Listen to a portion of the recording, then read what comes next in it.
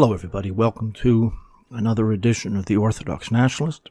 This is Matthew Raphael Johnson, and today, this is going out on August 16th, 2023. As always, I make an appeal to your generosity. You could donate to me in a million different ways. TheOrthodoxNationalist.wordpress.com, RussJournal.org, Patreon, a bunch of other places. On my page here, connected to Radio Albion, you could find all of that. And I want to note that a couple of weeks ago, after the coup in Niger, a couple of days after the coup in Niger, I predicted this was going to be a major issue in a major area of confrontation between Russia and the United States. And of course, it took off far even beyond what I thought it would be. But today I want to revisit a topic that I spoke of in detail in 2021.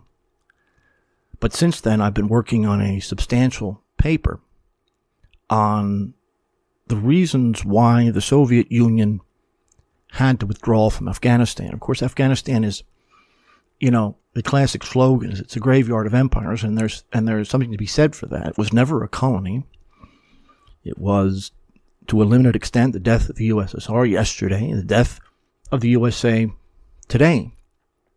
The country has been in a constant state of war throughout the 20th and the 21st centuries, at least up until the Taliban takeover a couple of years ago.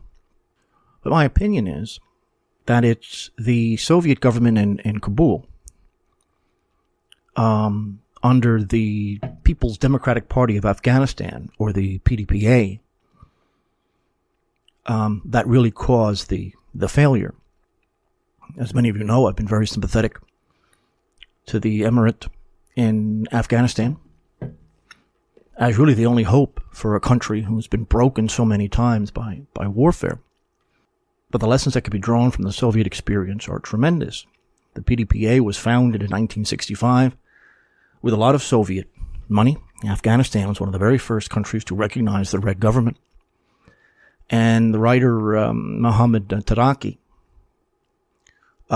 who, by the way, was a former employee at the American Embassy and a KGB agent, was elected as the party's general secretary, and Babrak Kemal, who died in 1996, became the secretary of the Central Committee.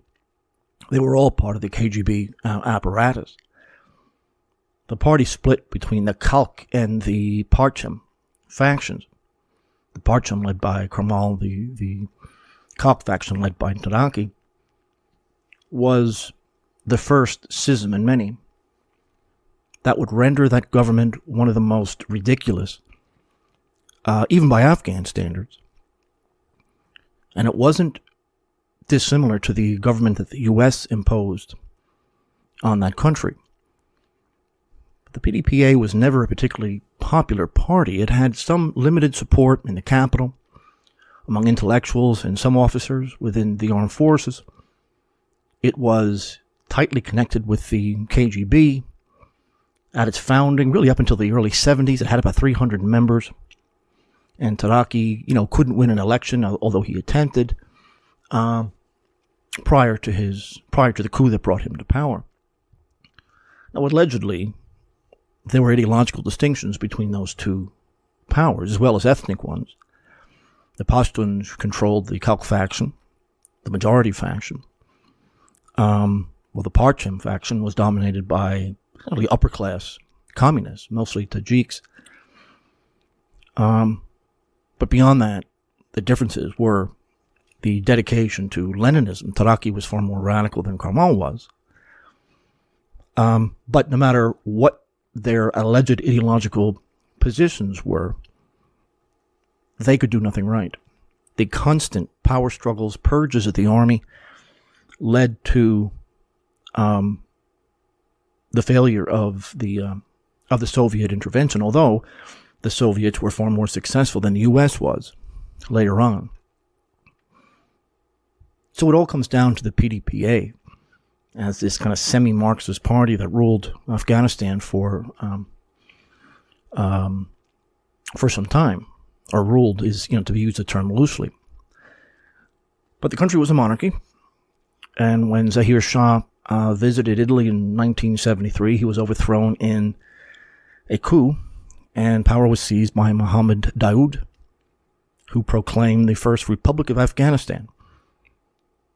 And he had a vague package of semi-liberal reforms, all ended in failure. The revolution was simply too weak and unpopular to function in a country the size of Afghanistan. His rule, like everything else, up until the Taliban, was characterized by political instability and constant rivalry between communist groups on the one side and Muslim Islamist groups on the other. And Daoud banned all opposition parties. And almost right away, the Islamists had engaged in several substantial uprisings, suppressed with great difficulty. And he ruled from 1973 to 1978, and it was in April of 1978 where the KGB financed the Shar Revolution, which in that language means April. And as all of these revolutions tend to do, they ended with the execution of Daoud and most of his family. The prisons were overflowing with opponents or alleged opponents of the new regime. But really from that day in 1978 to the Taliban victory in 2021, Afghanistan never knew a single day of peace or stability. But the relations between the Soviet Union and Afghanistan go way back. Soviet investment after their coup of 78 was a critical component of Afghan development. They lacked everything, basic infrastructure, and it had to be either constructed or reconstructed by the Soviets, connecting the various cities of the country together. The Soviets provided military assistance and improved the country's irrigation and electrification systems, whether people there wanted it or not. The Soviet Union built their own polytechnic institutes. They didn't have specialists there, technical schools. They attempted to create a modernized country in hopes that it would not become an Islamic stronghold right on their border. And of course, we know what happened in 1979 in Iran, which is also on the Soviet border with Azerbaijan. But in 1978, a couple of months after the coup, the Pakistani government of Zulfikar Bhutto, Benazir's father actually, was overthrown. And it brought General Mohammad Zia-ul-Haq to power, who was a Islamist. The future head of intelligence, Hamid Gul, would lead the project of training the Mujahideen, the Afghan Mujahideen in particular, in Pakistani camps, and he called it the first Islamic International Brigade of the modern era. And he drew close to the Central Intelligence Agency, and of course the Pakistani intelligence is the ISI, or the Inter-Services Intelligence, and both were involved in training the militants and for Afghanistan, which by the 1980s had several large militias. So the government that the Saur Revolution put in place was called the People's Democratic Republic of Afghanistan, termed the DRA. And they tried, there was simply no functional government at any time in Kabul. And certainly it wasn't going to come out of a very small, obscure political party that took over with Soviet money. They attempted to do what Stalin did. In fact, they cited Stalin all the time. But anything they tried to do in the countryside simply failed and met with resistance from Islamic militants and certainly its own ranks. The schisms between those two factions constantly contradicted and second-guessed every policy they ever engaged in. And not too long after the coup, you had army revolts. Actually, in March of 1979, army revolt in Herat. That was the first time they requested Soviet military intervention, and about 20 more requests followed that, each one more panicked than the last. But everyone in Moscow knew that the PDPA had an extremely narrow base of support and couldn't rule the country at any level. The population saw, especially the first 18 months of their rule, their agenda in the countryside is irrational. It was excessive. It was alien. It was ham-handed. Decrees on easy divorce and land collectivization ended in utter disaster. And it goes without saying that their land reform program caused a huge drop in agricultural production. private property, which was promised to them, of course, by several governments. That promise was broken and the land taken by the state without compensation. These were stupid moves, both politically and morally, and it just exposed how bad off this government really was.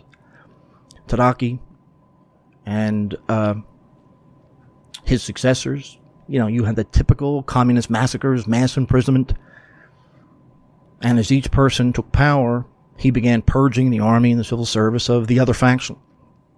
From the middle of 1978, really to the fall of 1979, revolts against that government were pretty constant.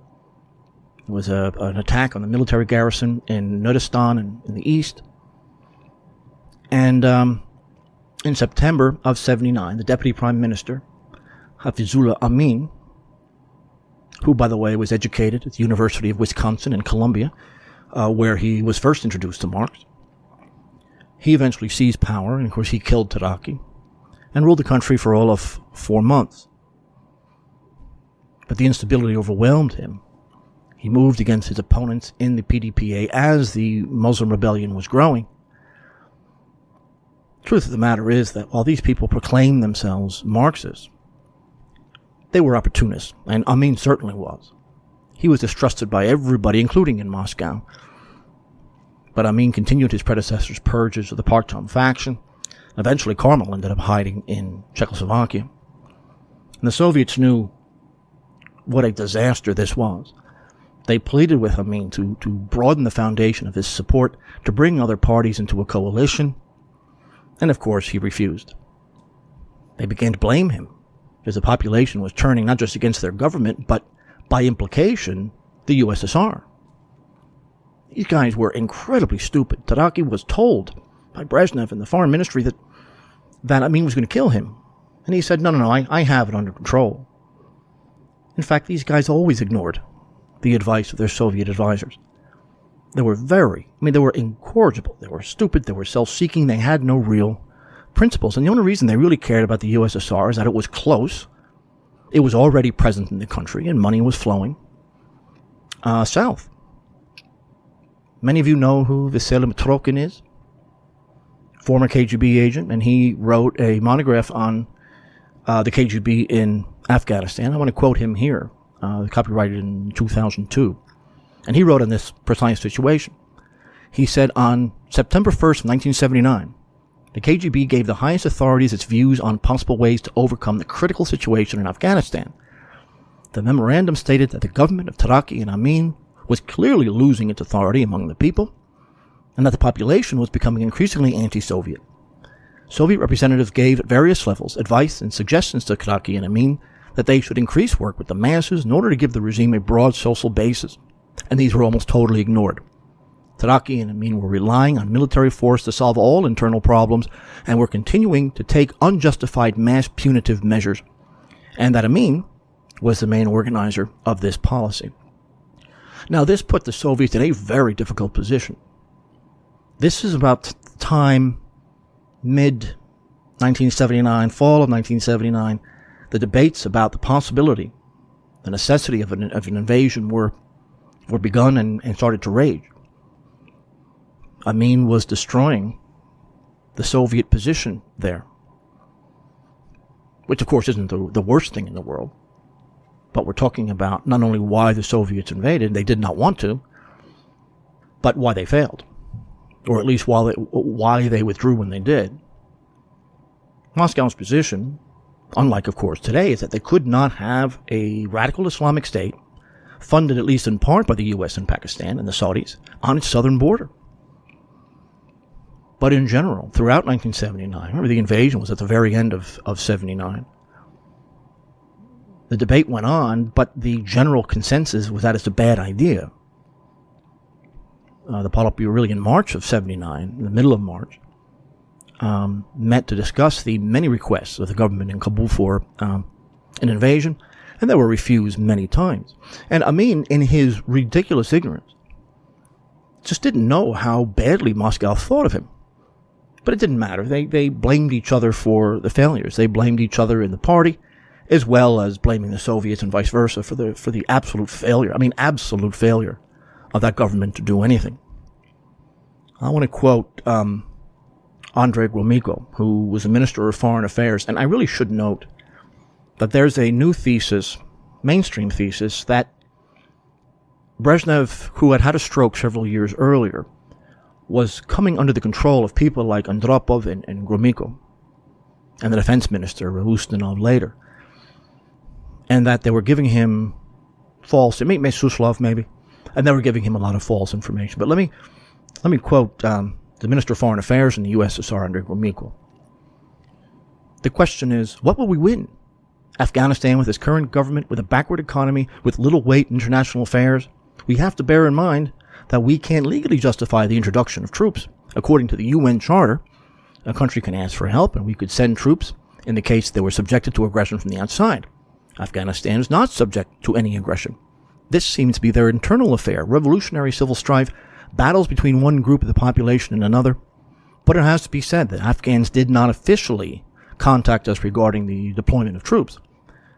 We're dealing here with such a case when the country's leadership, as a result of serious mistakes, was not up to par and does not enjoy support of the people. If we, for example, take the risk and invade, then of course we will get fewer pluses than minuses. We don't know how the Afghan army will behave, and if they do not support our mission or remain neutral, we will turn out to be an occupying force. By this, we will create for ourselves an incredibly difficult situation in foreign policy. And little did anyone know at the time just how absolutely correct he was. That was a huge foreign policy debate throughout 1979. Given the results of intervention, as well as what might happen if they don't intervene. But they were facing armed demonstrations of the Islamic forces in the capital. Amin's erratic behavior. You had nonstop mutinies in the army. You had endless and unhealed internal party struggles, not to mention the arrest and the strangulation of Taraki. All caused concern among Soviet elites. Soviets were well aware of his ambition and brutality in the pursuit of power.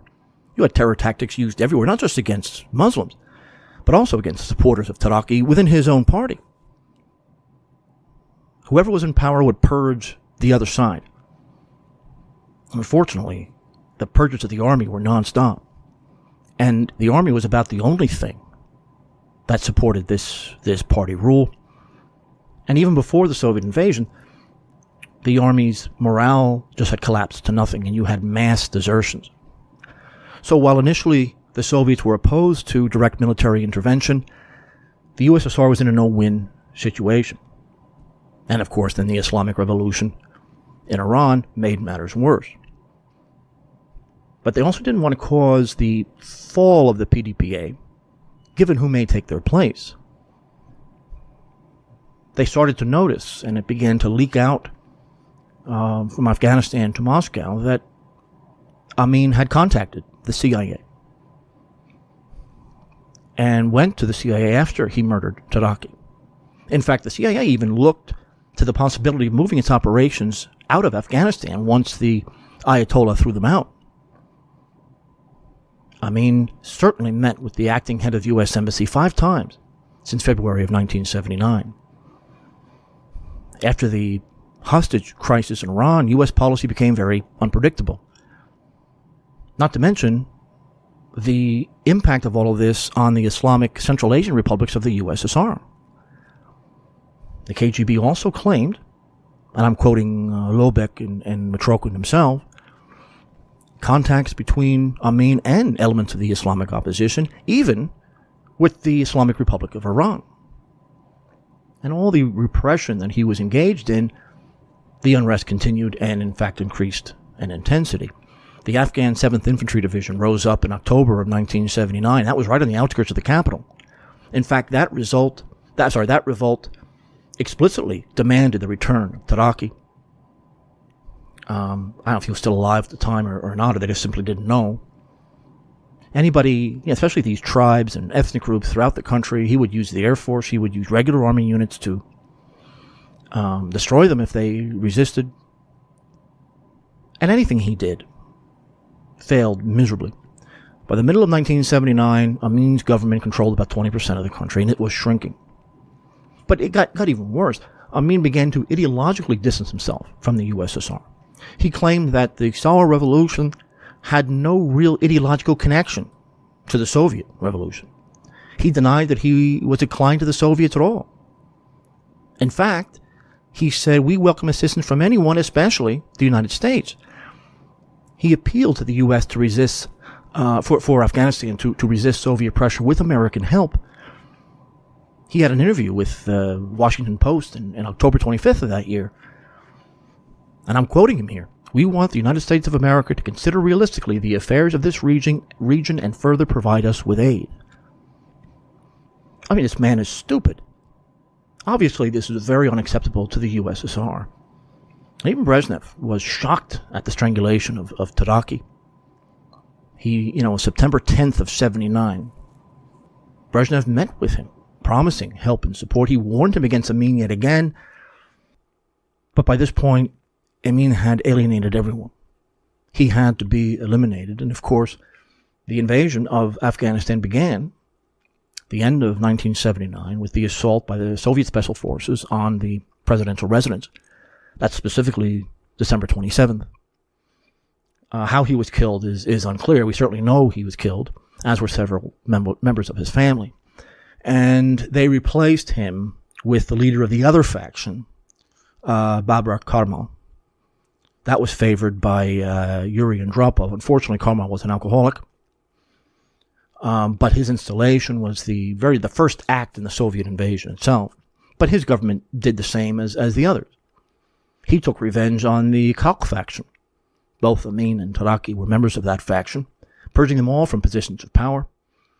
Amin loyalists were liquidated, thousands were sent to prison, and the army was turned over to his minority group, creating even more incompetence, instability, and distrust, purge after purge after purge. And I'm willing to say that the Soviet invasion was finally forced upon Moscow, given the almost absolute collapse of the Afghan military. There's a very good book by Braithwaite, which came out in 2011. And I want to quote him because he summarizes the stated reasons for the Soviet invasion. I'm quoting him now. "The task before the 40th Army and its commanders as they swept into Afghanistan may have seemed simple, clear, and limited. The Russians had intervened to put an end to the vicious feuding within the PDPA, to force a radical change in the extreme and brutally counterproductive policies of the communist government. The aim was never to take over or to occupy the country. It was to secure the towns and roads between them and to withdraw as soon as the Afghan government and its armed forces were in a state to take over the responsibility for themselves." And his book came out in 2011. And I'm saying that the reason that the Soviets weren't able to do a lot of what they planned to do was because of the Afghan government. The invasion itself went fairly easily. It took place without incident, without major losses. It didn't take long. The 40th Army was stationed in, I believe, 24 large and 101 small garrisons spread out all over the place. But it wasn't as if they were perceived as liberators from Amin. You even had demonstrations right in the capital after the invasion. 900 were arrested. And I'm going to quote Matrokin again. And what he's doing is he's quoting Yuri Andropov as to what the KGB was supposed to do. And this is in a missive to his agents in Afghanistan. He said, "When the first stage of the operation has been completed," which, by the way, was the murder of Amin, "assistance must be given to the healthy forces in the PDPA to expand the social base of the new regime in order to gain control of the situation in the country as soon as possible. Measures must be taken to include in the new leadership of the organs people who have shown their loyalty to the ideals of the April Revolution and have proved themselves friends of the USSR. Everything possible must be done to achieve a favorable atmosphere for the Soviet military, Soviet establishments, and Soviet citizens in the DRA. Information must be obtained about the feelings of the various sections of Afghan society in order to evaluate what was happening and take the appropriate measures in good time. Urgent measures must be taken to normalize and strengthen the work of the security services according to the principles formulated by Babrak, the leader that they installed." Of course, one of the major responsibilities of the Soviet invasion was to clear the northern parts of the country, that is, those parts bordering the USSR, of any opponent of the Afghan government or the Soviet Union itself. But thanks to funding from really all over the world, the rebels, who were just unbeatable, the Taliban was just coming into existence at this point. Taliban comes from exiles in Pakistan, but I think they're a bit after this. But they developed a intricate system of supply, command posts, and the Soviets were not prepared for this. They weren't getting good information. But things like, smaller units, flexible countermeasures, unplanned strikes, the revolution in reconnaissance, which all comers and all observers saw occur in the Soviet army at this point, because everything was based on that kind of intelligence. But still, the 40th Army was not enough to pacify the country without the Afghans. I think the peak, and there's a few differences in the estimate, but the consensus number seems to be 117,000 men, the 40th Army in Afghanistan at its peak, not including a large number of civilian specialists for civilian tasks. Now, initially, there were pitched battles, and those are the ones that the Soviets won. Not all of them, but most of them. Using tanks and aircraft. Eventually, the helicopter was the main weapon there. In places like Herat and Kunar and Khost. And you had centers of revolt. Again, another major priority that had to be crushed. Talukan and Takhar, places like that. As I mentioned, the rebels occupied, maybe 85% of the country prior to the invasion. And that was reversed very quickly. But even KGB sources say that the following year, you had over 6,000 specific different armed action by the rebels all over the country. So you had relative calm, though, in the first half of 1980, when the invasion was a new phenomenon. And rather than the Afghan leadership using this time and money to reform the army, to improve their popularity, they did nothing like that. They just purged one another. They purged the armed forces and the bureaucracy in the struggle for power, which meant that all hopes for stabilization lay with the Soviet army, which, of course, was not part of the initial plan. I want to quote Matrokin again concerning we all know that what a joke the Afghan National Army was when the U.S. ran it. It was no different when the Soviets ran it. Let me quote him here. The combat capability and morale of the army of the DRA was at a very low level, according to the Soviet military and the KGB.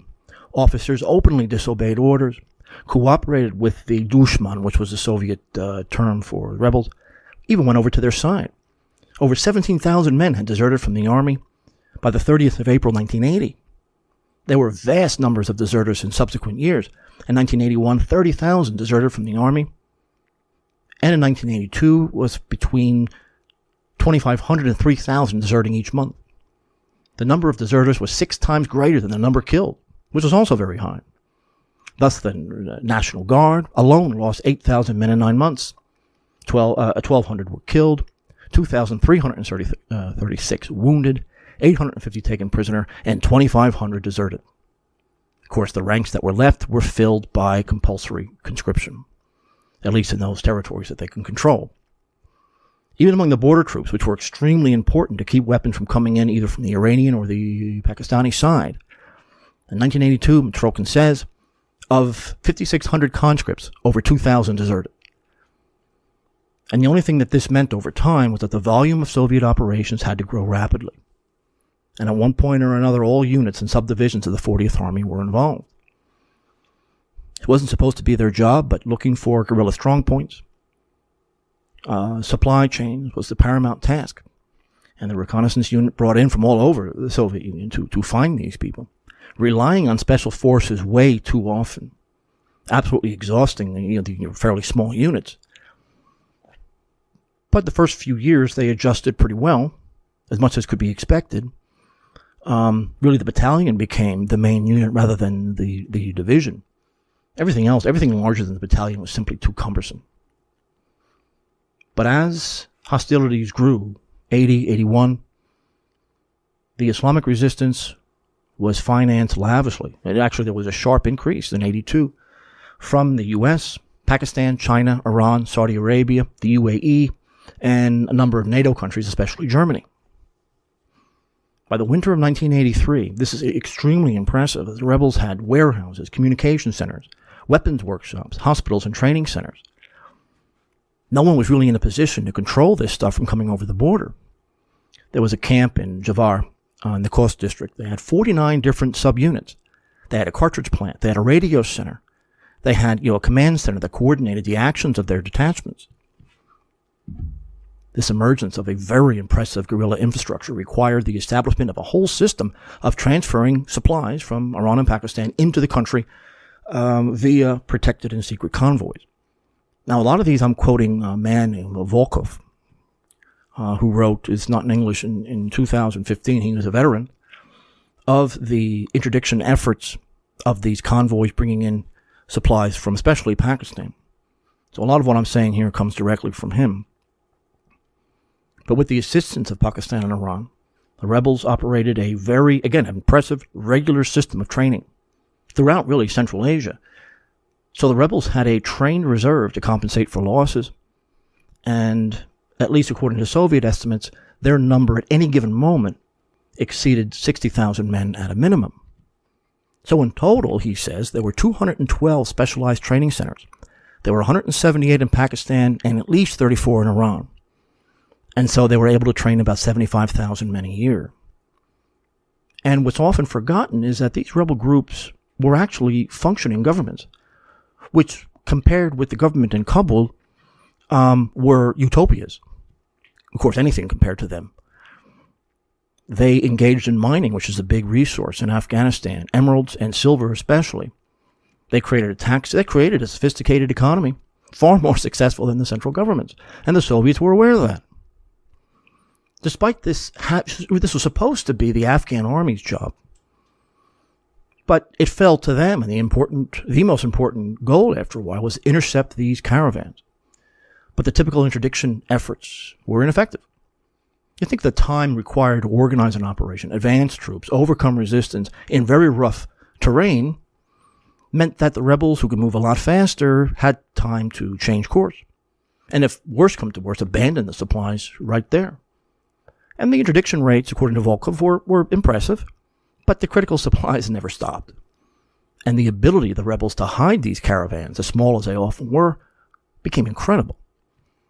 And they were, and one of the responses was to have the caravan get smaller and smaller, really a handful of cars, camels, horses, whatever. From the Pakistani side alone, you had more than 100 routes coming over the border that took advantage of the difficult terrain. And the DRA armed forces didn't involve themselves at all in this operation, and did not or could not give information on them, despite the fact that 24 battalions were stationed on the Pakistani border alone. So in 1984, the Soviets came out with Operation Veil. Sometimes it's called Operation Curtain. I think Veil makes more sense. Which was an ambush project relying on reconnaissance and special forces to stop, interdict the caravans and destroy their routes. So the main emphasis was the creation of ambush units from special forces, both the Iranian and Pakistani side. Again, I'm quoting Volkov here. I'm not really quoting him, but I'm using him as my authority. Had about 10 motorized rifle battalions and a large number of helicopters involved in the Veil project, but the main onus of the struggle fell on the reconnaissance units, with zero help from the Afghan army, which meant that this was a purely Soviet operation, which they wanted to avoid. The point of the invasion was to give the government in Kabul a head start, to reform itself so that they could then take over and the Soviets pull out, at most to assist them in some of these operations. It was not planned for the Soviets to do all of this by themselves. So the Turkestan and Transcaucasian military districts were mobilized for this purpose. They had a lot of Soviet Muslims fighting there. And at least on paper, they could engage in either between 80 and 110 ambushes simultaneously. Volkov says that was on paper, but so Volkov says, he was a veteran of this operation, that there was a revolution in tactics, in counterinsurgency, none of it learned by the United States. Rapid response helicopter units dispatched with the first sighting of a caravan The Islamic forces from the Soviet Union did assist, but they were relatively small. But and I'm quoting him directly here, he says, according to some estimates, special forces gave up to 50% of the combat results of the entire 40th Army, despite accounting for only 5% of the total number of Soviet troops in Afghanistan. And that's saying something. That Vail was a limited success, but the over-reliance on special forces really depleted them and was quite embarrassing. I want to quote him again here, talking about the failures of Vail. He said, the weak side of the special forces was a short duration of military operations. That is, usually after 2 or 3 days, the reconnaissance groups were identified by the rebels and were forced to urgently evacuate. A number of other reasons caused the negative impacts of the operation. Severe climatic conditions, the deployment of detachments in densely populated areas, which prevented the covert advancement of the special forces on missions, the lack of the required number of helicopters, the lack of instruments for night flights on these helicopters, as well as the lack of modern small-sized radio stations, batteries for radio stations, and night vision devices. You know, it kind of makes sense because they weren't expecting to do a lot of this kind of work. But he also goes on to say that, according to the estimates of the 40th Army itself, in the period from March of 1984 to May of 1988, these new ambush units killed about 17,000 individual mujahideen and destroyed around 1,000 caravans. There was the discovery and destruction of 332 weapons and ammunition depots, and the number of prisoners on Vail was 825. But the KGB, Soviet military, 40th Army, all stated that about 12 to 15% of the total number of caravans were intercepted during the implementation of Operation Vail. It's true that it failed, but without any help from actual Afghans. But the only thing, intelligence-wise, the Soviets did create a lot of false rebel groups. The KGB was excellent here. The secret police of the Kabul government, KHAD, K-H-A-D, did have combat units, just like the KGB had combat units, and they did fairly well. But again, they were small in number. But to go back to the political here, the head of the Kabul government, Karmal, was as pathetic as any of the others. He was weakened by unhealed divisions within his party, and there was few attempts to create goodwill in the population were absolutely futile. The ministers under his rule came and went. Nothing was stable. People were promoted for personal reasons, and Moscow eventually had come to the same conclusion with him as everyone else. He was a miserable failure. The 1980s wore on. Karmal's inability to form a functional government became obvious, and Mikhail Gorbachev made a very clear statement here. He said, the main reason that there's been no national consolidation so far is that Comrade Karmal is hoping to continue sitting in Kabul with our help. Which turns out to be a very good summary of the failures of that government. And what he means is very, very simple. So long as we're there, the Afghan leadership doesn't have to do anything. They were so stupid and short-sighted, I guess they just assumed that the Soviets were going to be there forever. And eventually, like all the others, Soviet Union decided to dispose of him entirely. I want to quote Mitrokhin again, former KGB, controversial, but I think he's worth our time. And he's talking about this era here. He says, the leadership of the PDPA did not achieve a breakthrough in the stabilization and normalization of the situation in the country. It did not manage to overcome the main negative consequences of the policies of the Taraki and Amin governments. They were negativism, indifference, apathy on the part of the population towards the established regime. The leadership of the party did not know the real state of affairs in the various spheres of life in the party and the country. It didn't even have an idea of its main tasks. The KGB representation and the residency began to view the actions of Babrak and his accomplices at odds with the interests of the USSR in Afghanistan. And this was seen in the growing anti-Soviet mood in the party and the country, and the slowing down of the revolutionary process. The sectarian and dependent line adopted by Babrak Karmal acted as a brake and forced the USSR to conduct the war against the Muslims by itself.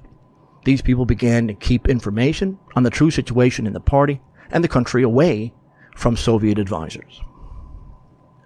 So again, the armed forces of the DRA, they were the main variable in understanding the reasons for the initial invasion and for the quagmire that eventually developed. The Kabul government was the failure. Far more was expected out of the army than actually they delivered, and the U.S. had the exact same problem. Although I will put these guys above the American Afghan National Army. And really the pool of recruitment was very thin. Remember, we talked about the Afghan National Army and the American occupation came from the lowest dregs of the population because no one wanted to serve the U.S. So people who had been kicked out of the villages, drug addicts and all that, these were people who ended up being drafted. I want to quote someone from the Rand Corporation. He wrote this in 2011, trying to give some semblance of a lesson to the Americans. But the Americans think that they're the strongest military in the world, they claim. So what do we have to learn from anybody? And of course, they tend to be beaten wherever they go. Now, let me quote her here. But if officially the Afghan army was the core of the fight against insurgents, with the Soviets in a support role, the fact remained that Soviet soldiers continued to shoulder the bulk of the fighting burden. A few different factors help explain this. Because the Soviet military leaders planned most of the operations and feared sharing information with the Afghans, involving Afghan forces was generally a matter of integrating them into what the Soviets were doing, for all the lip service paid to joint planning. Moreover, Soviet tactics focused substantially on aviation artillery barrages of real and suspected enemy positions, an approach that relied on Soviet capabilities. Although the Afghans had aviation and artillery, they were not as expert in using these assets, and substantial levels of illiteracy among Afghan personnel made training in these areas particularly challenging. You clearly can tell that she's trying to be nice. The Soviet leaders planning most of the operations, that is because they couldn't trust the Afghan army. It's not a cause, it's really a result. And the very fact that they feared to share information with them suggests that the KGB was well aware that there were a lot of double agents. That's why talking about the numbers of casualties, how many mujahideen were killed, that's hard. Because you'd have a DRA uniform on one day and be fighting for the mujahideen the next. You could be a civilian, just a cattle breeder or something like that. And at night, you grab a rifle and serve the insurgency. You never knew. That's why numbers are always very vague here. And trying to be nice, the Afghans had aviation, artillery. Well, you have to be literate to use them. You have to know what you're doing. They have to be integrated, as I've talked about in the Ukraine case, within a full interchangeable military apparatus. Well, in May of 1986, the Soviets had enough and installed the guy, I think it was probably the most famous of them all, Mohammad Najibullah, who was the former chief of the secret police, the Qad. And he replaced Karmal. And of course, he inherited a disastrous, divided, incompetent government. He wasn't well known to the broader Afghan population. He did, it's easy to say that he did the best he possibly could with almost nothing. He was a very good speaker in both the Pashto and Dari languages. He tried to engage with tribal elders. He tried to present himself as a Muslim, even using the Quran to punctuate his speeches. He let a number of political prisoners to be released. He stopped the night curfew in the capital that had been there since 1980. Although he did the same as his predecessors. He moved against the pro-Karmal Patramites, who were expelled from the Revolutionary Council in yet another purge. Why are you going to work either in a civil service or in a military position if you could be removed tomorrow? And who are these guys? How many experienced officers did they have access to? Anyone who was decent was long gone. But this is why they picked Najibullah. New leadership was absolutely necessary. And in December of 86, clearly by then you have a clear quagmire. Najibullah came up with the National Reconciliation Program. There was a plenum at the end of 1986 from the PDPA, and here's how they described this new course. National reconciliation is a stage in the development of the national democratic revolution, a special kind of political compromise in which the tasks of establishing a democratic system, ending the war, and accelerating socio-economic development in a multi-party system, coalition forms of government merge into one undissolvable whole. That's, of course, a lot of sloganeering, typical democratic, this nonsense. But unlike the previous leaders, Najibullah was not a moron. So in January of the next year, 87, the DRA adopted the Declaration on National Reconciliation. And with the new year, the military, that is to say the Afghan military, was ordered to cease any offensive operation. Now, you can imagine what the Mujahideen did. Of course, they took this as a sign of weakness, because it was. They decided not to listen and not to compromise. In fact, they even intensified their operations. So the reconciliation idea, regardless of the intentions, was yet another failure. But it was stupid to begin with, since, among other things, it only applied to those who had not raised arms against the government. In fact, they said we can't even do this unless the Soviets seal the border with Pakistan before any negotiations with the Mujahideen could begin. Well, if they could seal the border, they wouldn't have had this problem. Najibullah was a ruthless and vicious man, despite his high intelligence. He was the head of the secret police, Khat, and he was responsible for the arrest, torture, and execution of thousands. He targeted anti-communist citizens, political opponents, educated members of society, especially within his own party, but anywhere else. And he was efficient at it. That's probably the only good thing that the Soviets saw in him, and is why they promoted him. Another problem, and the Soviet literature says this quite often, he allowed graft, theft, and bribery, just intense corruption on a scale not seen previously, which is really saying something at the time. But despite him heading the secret police for 5 years, the Karmal faction still has sizable support. They could never show a united front. How many purges can they engage in here? Najibullah expressed a willingness to allow other parties to be active, and even kind of hinted at the exiled king, Zahir Shah, might even be a part of the process. The problem was that none of the parties that he could work with had to be, they all had to be pro-Soviet. So it was a trivial idea. The 6-month ceasefire was, words on paper. And of course, a guy like him, he satisfied nobody. And like everyone else in the PDPA, he failed even in the basic tasks of governing. His intentions came from his ruthlessness. He did, at the end of 1987, create a legislature for the very first time, albeit selected by the authorities. He tried to pass a new constitution for the country, creating a presidential system with an elective, quote-unquote, parliament.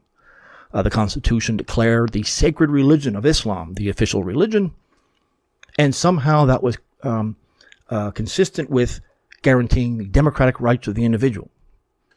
I don't understand how those two can merge, but it also made it legal to form political parties so long as they were pro-Moscow, and sought to equalize the country's various tribes and nationalities. The worst possible thing you can do, and in the literature, in the English, and in other languages, in political science, what really causes revolution and violence is deliberately raising expectations and not following through. And that's exactly what he did here. By this time, the PDPA was a joke, and no one took it seriously. His ideas came too late, assuming he even really believed in them at all. But the only thing he could do economically is just augment the links with the Warsaw Pact. Coming to the end of his existence, of course, we didn't know that at the time. He did encourage the private sector, which even in the Soviet Union was being talked about. But the worst way that he helped raise expectations was his 5-year economic and social development plan. That was introduced in January of 86, and it continued until March of 92, just a month before that government fell. It created expectations. It made forecasts that were, at best, humorous, and at worst, deliberate lies that no normal person could ever possibly believe. Now, the economy had been stagnant for God knows how long. Somehow, in his 5-year plan, he was going to grow the economy by 25%. Industry was supposed to grow by 28%, agriculture between 14 and 16%, domestic trade by 150%, and foreign trade would shoot up 15%. And that was, they had a very, very tightly controlled media. That's what was put on the front page. And I really don't have to tell you that none of these targets were even remotely achieved. Even he was claiming 2% growth a year, which was inflated. Nothing had changed economically whatsoever. So in creating expectations that could never be met, he sealed his own doom. And it should be obvious by this point that none of any of these schemes helped. I mean, constitution, plans, laws, they're words on paper. And with a government like this, they're even worth less than words on paper. Now we're coming really to the end of the war here. But the Soviets still managed to carry out a number of successful operations. Operation Magistral, which unblocked the Gardez Coast Road, very important politically. The National Reconciliation Plan, of course, had long since, at best, been considered ineffective. And so the Soviets were in the process of giving up. And so what they wanted to intensify was the possibility of a political solution to the Afghan problem and to get out of there as quickly as humanly possible. They had not been defeated militarily, but they clearly had been defeated politically. It's a classic example of when you impose a government on a country, thinking that somehow you had a handful of actual proletarians in Afghanistan, a deeply Islamic country, never colonized, which is an extremely important point. And you think that somehow because Marx wrote something or Lenin wrote something, it's going to come true simply because the party says so. That's really what an ideologue is. Now, the Soviets believed that when they pulled out of Afghanistan, Najibullah would collapse immediately, which is certainly what happened in the American case. So as this process is going on, they tried to improve his economic and political position. Supplies of weapons and all kinds of military equipment, manufacturing capital, all kinds of economic aid were increased. There was a small contingent Soviet troops remaining to help rebuild the Afghan army. But in late 88, early 89, Najibullah was bombarding the Soviets with messages, desperate messages, begging them to delay the withdrawal or at least leave volunteers to guard some of their main highways, especially the Kabul-Haraton, which is how Soviet aid got there. And there was more division. Shevardnadze, who was the foreign minister, did support Najibullah, but the majority of the party favored a complete withdrawal and even giving up, totally abandoning this guy, given how much this had cost. Now, the Soviets that remained, the advisors, they succeeded in a couple things. With titanic efforts, these advisors that were left behind not only managed to stop the collapse of the DRA, but they were even able to seize the initiative. In April of 1990, there was a major offensive operation. The elimination of what they called the Pagman salient, which was seen as a springboard for capturing the capital. 3 months of fierce fighting, the army, with a formidable force of Ahmad Massoud, was defeated. 3 Soviet advisors were killed, but they killed 600 mujahideen. So on February 15, 1989, according to the Geneva Peace Agreements, the 40th Army left the country.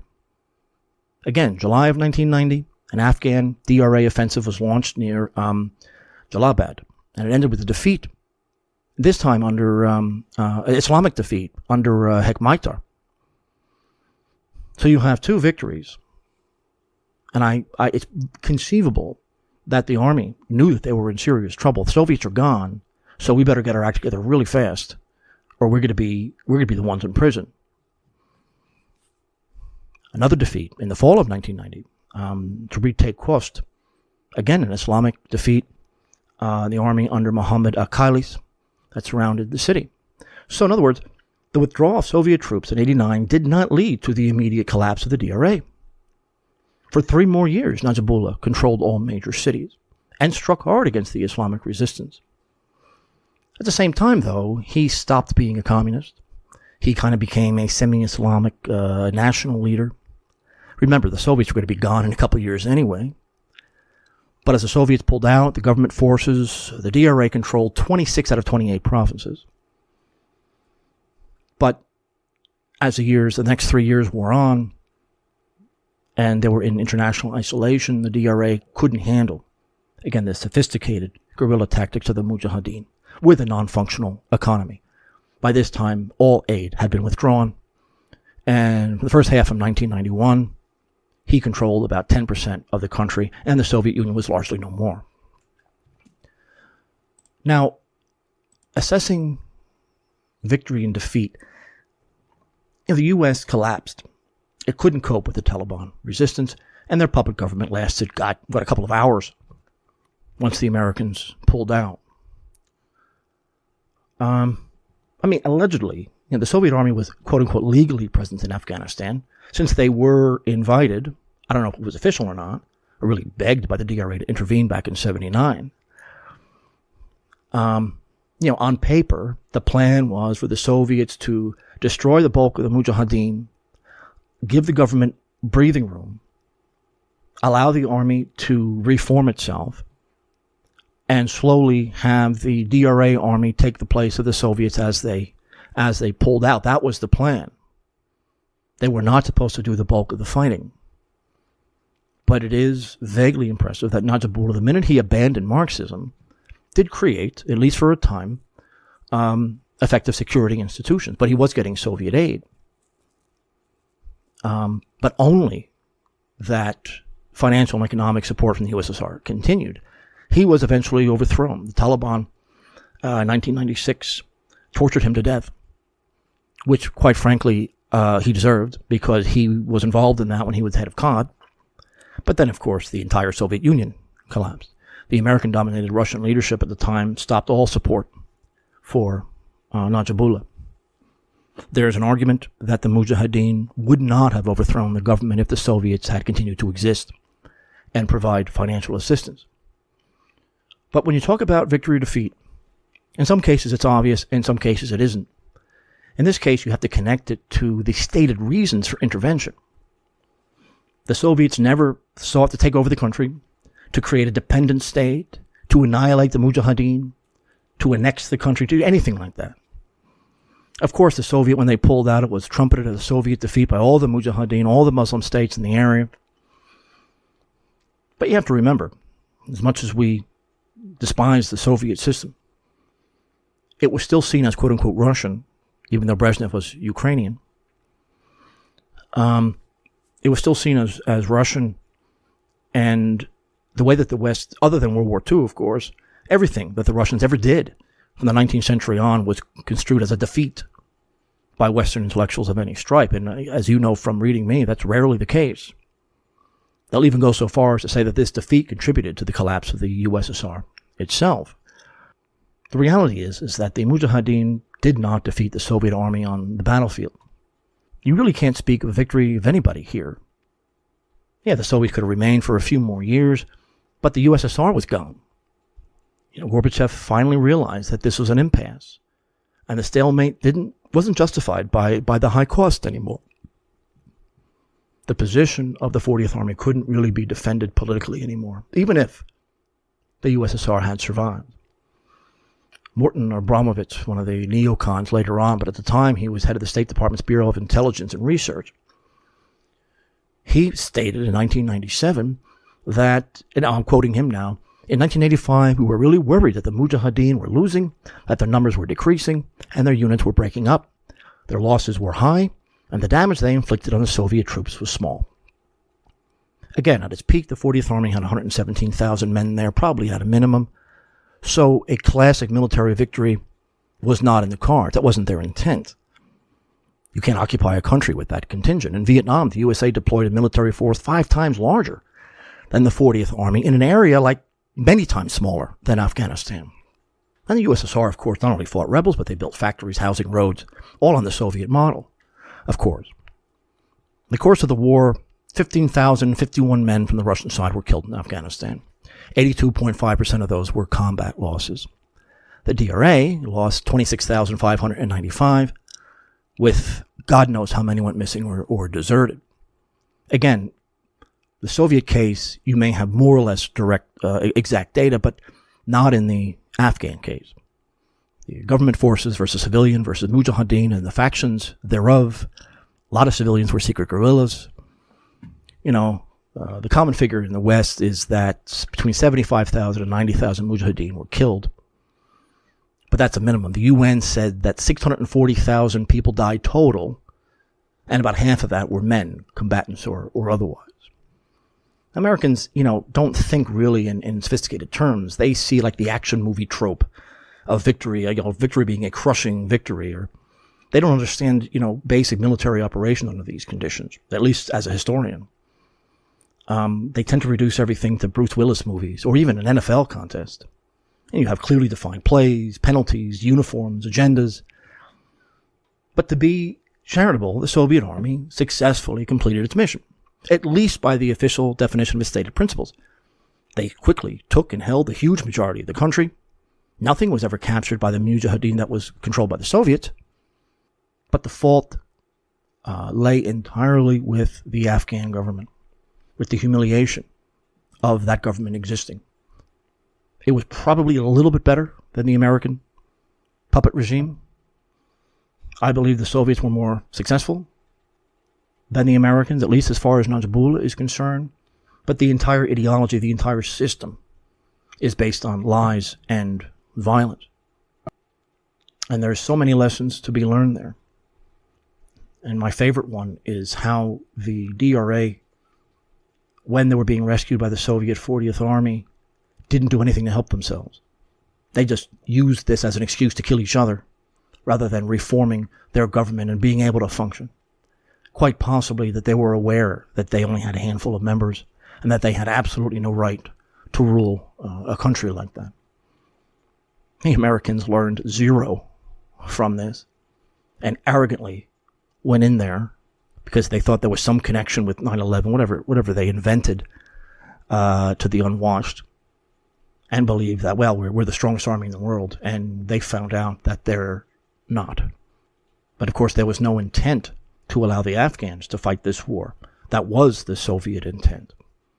I don't believe it didn't help, but I don't think it brought down the Soviet government. I think there were a lot of other reasons for that. That just shows you, quite frankly, how dumb people are and how many boys have to die. And still, people don't realize how dumb people are in these positions.